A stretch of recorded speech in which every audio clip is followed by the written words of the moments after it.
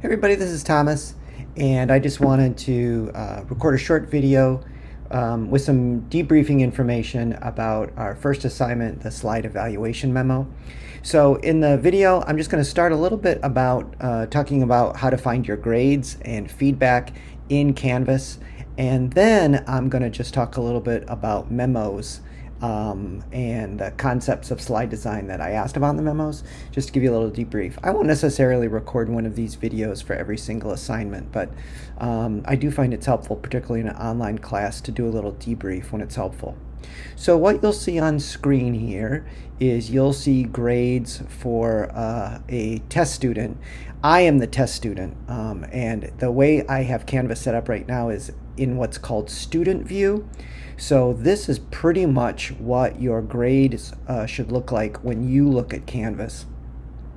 So you'll see that we have a list over here on the left towards the center of the screen. A list of all the assignments are due in the course, and if we go down, we'll see the slide evaluation assignment, and that's the one we're going to talk about. So we'll just see a little statistics here, or information here, sorry. So we see that it was due on January 12th by 11:59 p.m. We knew that.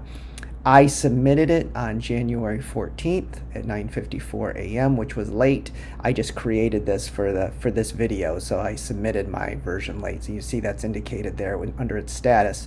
However, I still gave myself a score of 100%, or full marks. And then over here on the right, you see a few icons here.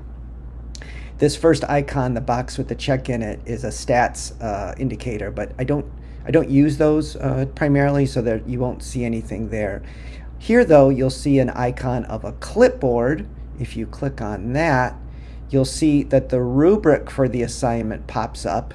You see up here in the corner that it was this assignment was assessed by Thomas Trimble, and then you see the criteria, and then you see with that for this particular assignment I gave myself 100 points or full marks. So you see the rubric itself.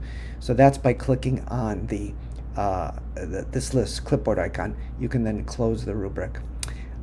If we're still on the same row, we can now go over to this icon of the comic book balloons. You see that this number 1 indicates that there was one summative comment. If you go ahead and click on that, you'll then see this window opens over here on the right with feedback, and you see that Thomas Trimble left a comment. Good work. Take a look at the comments and suggestions I left in the doc. I call this a summative comment because it comes at the very end of the assignment, but you would find this in Canvas. Now, because you submitted the assignment as a link to a document in your OneDrive, if you go to that document, you will see that I also left comments in the margins of that document. I won't bring that up on screen right now, but you will see other comments in your memo that I left in the margins connected to specific spots in the memo where I provided feedback. I call those marginal comments because I put those comments in the margins of your submission. Okay? So I just wanted to show you. If you have ever any questions either about your score or how to find feedback, let me know. You probably have seen this from your other instructors and other assignments, but in case you haven't, I think it's always good to review that. Now what I wanted to do is I wanted to bring up a memo. This is a sample memo. This is a memo I wrote a few years ago, and I just wanted to point out a few things. We teach memos in English 3050, Professional Writing 1. You're in English 3060, Professional Writing 2, Presentations. We teach memos in 3050, so I like to start 3060 with a memo assignment just to get a sense of how much students remember about how to write memos and about professional writing style. So I just have a few comments based on my review of the memos that students submitted for this first assignment. And as always, if you have any questions, let me know. First of all, several students left off or did not include a statement of purpose in their memo. All memos should contain a statement of purpose at the very top of the memo underneath the header. that describe the purpose of the memo for the reader. And I say here, the purpose of this memo is to summarize the recent composition program's assessment of the Apex writing course. That's the purpose. And then we get the body of the memo. Now, we can call this different things. In many people's memos that they submitted for the slide evaluation memo, they used the heading evaluation, which makes a lot of sense because that was kind of the core task of the memo. Here, I don't use that. I use a different heading. I use the heading results because I'm presenting the results of some data analysis that we conducted several years ago. The important thing here is to see that I've got a statement of purpose here that's marked with the heading purpose, and I also have another heading that marks results. In most memos, you'll have a final section. This one does not, this particular memo does not have one, but sometimes this is called a conclusion, or depending on the task you were given, you might also have a final section here called recommendations, or even suggestions.